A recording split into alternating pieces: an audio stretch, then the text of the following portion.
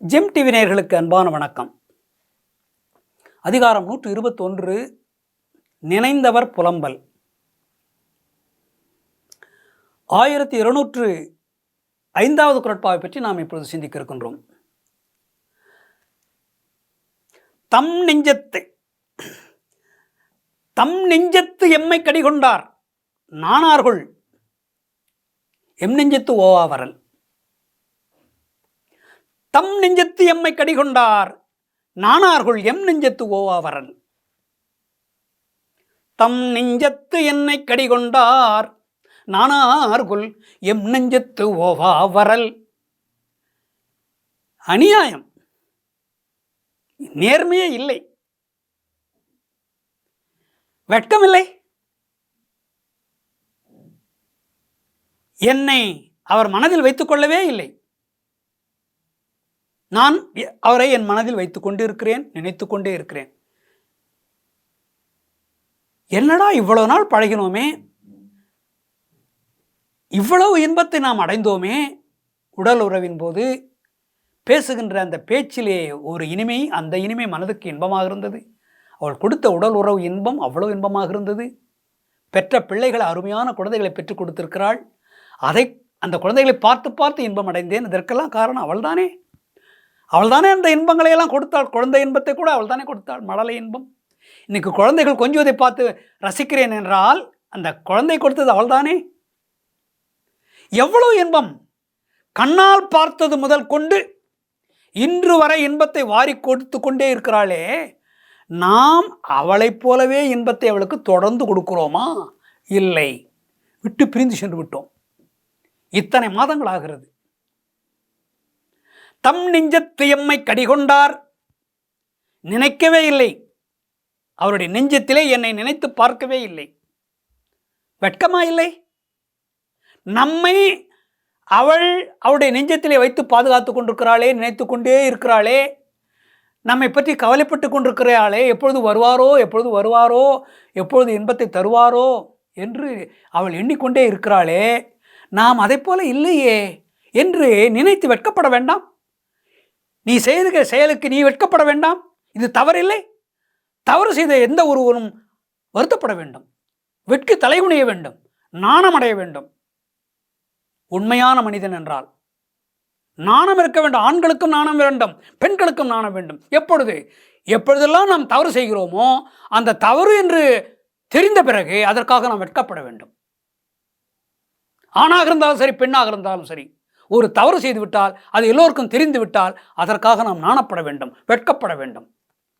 மனிதனுக்கு அழகாதான். ஊனுடைய எச்சம் உயிர்க்கெல்லாம் வேறல்ல, நானுடமே மாந்தர் சிறப்பு என்று சொல்வார் திருவள்ளுவர்.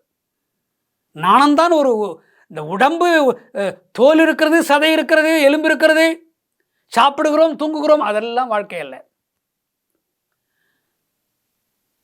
யாரும் குறை சொல்லாத அளவுக்கு வாழ வேண்டும். குற்றம் ஏற்படாதவாறு, அப்படி குற்றத்தை செய்துவிட்டால், ஒரு தவறு செய்துவிட்டால் அதற்காக வருத்தம் தெரிவித்து தலைகுனிய வேண்டும். நான் செய்தது தவறு என்று வணங்க வேண்டும், தலை வணங்க வேண்டும், தலைகுனிய வேண்டும். அவன்தான் உண்மையான மனிதன். மாந்தருக்கு சிறப்பு அங்குதான் இருக்கிறது.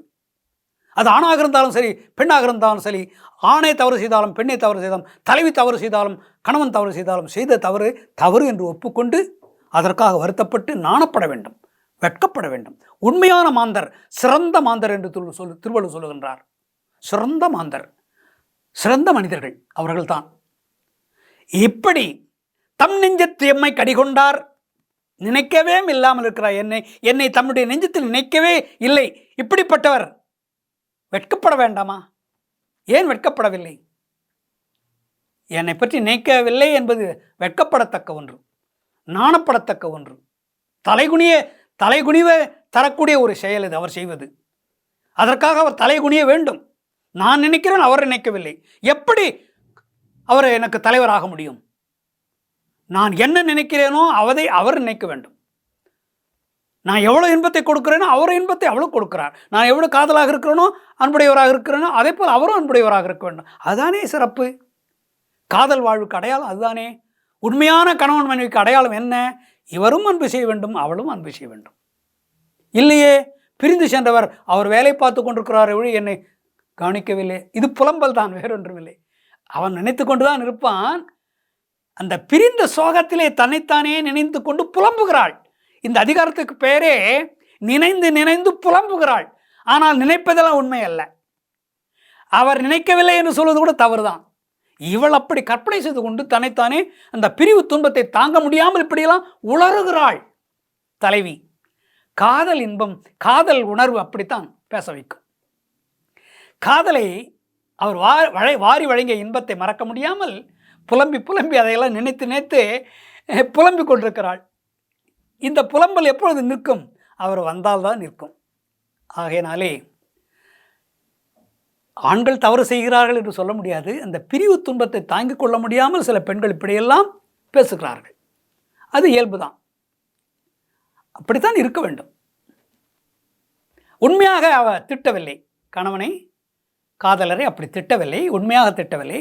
அவரை நினைத்து கொண்டு இப்படி புலம்புகிறாள் என்று இந்த குறட்பாவிலே ஒத்த இருவரும் மனதில் வைத்துக் கொள்ள வேண்டும். ஒருவரை ஒருவர் மனதில் வைத்துக் கொண்டிருக்க வேண்டும். இருவரும் நினைக்க வேண்டும் ஒருவரை ஒருவர். எங்கே சென்றிருந்தாலும் நினைக்க வேண்டும் என்பதுதான் திருவள்ளுவருடைய கொள்கை.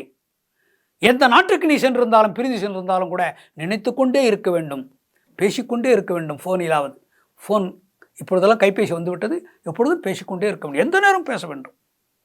உண்மையான அன்பினுடைய அடையாளம் அது. அப்பொழுதுதான் மனைவிக்கு இன்பமாக இருப்பாள், தலைவன் இன்பமாக இருப்பான். மீண்டும் நாளை சந்திப்போம்.